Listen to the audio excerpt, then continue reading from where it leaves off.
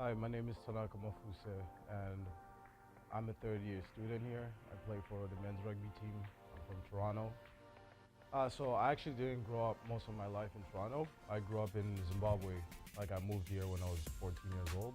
But that teenage like gap that I had growing here was like actually a pretty much like a learning experience for me because I learned a lot of things that I didn't know when I was younger, and also before I moved here, I was oblivious to quite a lot of things, but yeah, my mind was opened up a bit more when I came here. So my earliest sport memory for me was I remember when I was in kindergarten and we used to do sack races. I don't know if you guys did those, but we used to go in potato sacks. You gotta hop all the way to the finish line, and that was, I think, that adrenaline rush I got from watching people trying to catch up or me trying to catch up to other people. That memory will always live with me. I still remember it. Like I still feel like I did that yesterday. Like it's so weird to explain it that way, but that's probably the earliest memory I have of any sport. My goals growing up, I had too many. I actually had too many, but the ones that I accomplished where I wanted to at least like get to the college level, like of what's it called, sports, and I've done it the last 3 years. Hopefully, I'll make it this year.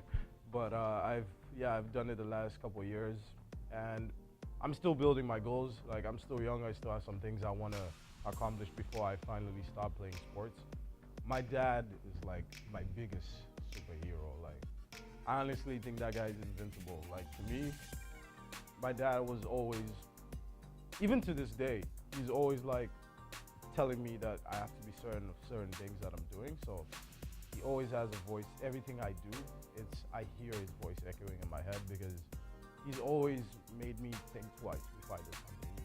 Are you sure this is what you want to do? And even if I say yes or no, and he doesn't like the decision, he's never told me no. But he's always said, okay, you do what you have to do. You get into some trouble, let me know. And yeah, my dad, he was he was like, to me, like when people say I think he's invincible, I literally think the dude is invincible. I literally think he's like Superman. Like I have seen him injured, like bleeding face. He's broken arms. He's broken so many things on his body. He has so many stitches on his face because of wild things he does. But he gets up, and sometimes when I'm playing on the field and someone kicks me or something, I'm like, man, that hurts. But then I just think of the days he would walk in the house with stitches and the swollen face. You're like, what happened to you? So yeah, a deer attacked me or something like that. It was just so weird. Like, and days he would come in the house with like grass in his hair. Like, where'd you come from? So I just fought a monkey on my way here. I'm like, why would you do something like that? So this all happened at our farm too. So these things were just wild growing up, and to this day I haven't had a bad story from him. So his stories are terrible because you're just like, oh man, I'm so sorry that happened to you.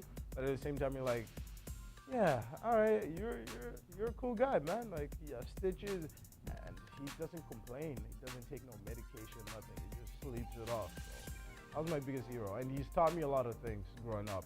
Like till this day, he gives me all the advice. No matter what I ask, he never shuns away from it. So that was probably my biggest hero.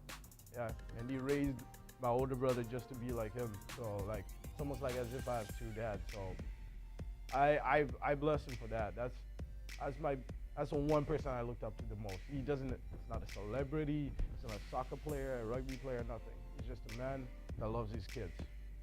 Yeah, I mean, moving to Canada was a big like obstacle in terms of my education. Like I had to miss a lot of school days when I was back home because there was always like some medical test I had to do.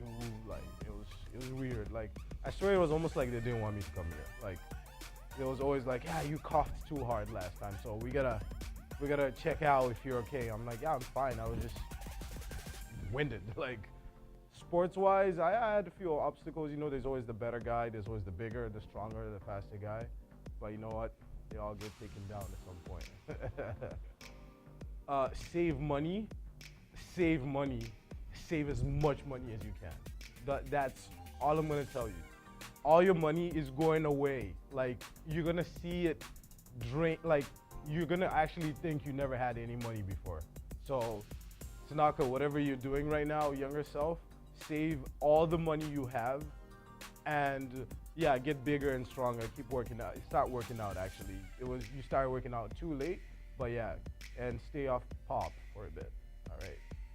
I helped a lot of kids like stay out of trouble. I used to work down the road at Oreo Community Center. Some of the kids that were coming in, I was only like a couple years older than them, so they really needed like a role model, and I was like a big brother to them, kind of like thing. So when they saw me, they saw, oh, this guy's only a couple years older, and he's doing this. He's working, he's making money, and he's not selling drugs. He's not getting into trouble or anything. And I think it wasn't like I didn't set up a community event or anything, but just that presence. I was there in the gym when they're shooting around. I wasn't the greatest basketball player then, but these kids would come up to me and ask me, hey, I want to work on my jump shot for next game. You mind just opening the gym a little bit later and just helping me shoot? I'm like, yeah, definitely, I can do something like that. As long as you wasn't in the street getting like shot at or running away from somebody or chasing somebody, that was okay with me. And even when I run into some of the kids now, they're 17, 18 years old. Some of them are even coming to college soon. And they're just telling me like, hey man, we miss you, man. We haven't seen you in a while. Thanks for just that presence. You didn't do a lot, but just the fact that you gave us the attention, you made sure we stayed out of trouble. Like, it was just, yeah, that's probably my biggest accomplishment I've given back to community. Figure it out. Figure it out. Take your time. That's probably the best advice I was told growing up. Figure it out, take your time. But don't take too much time because the world does not stop for you.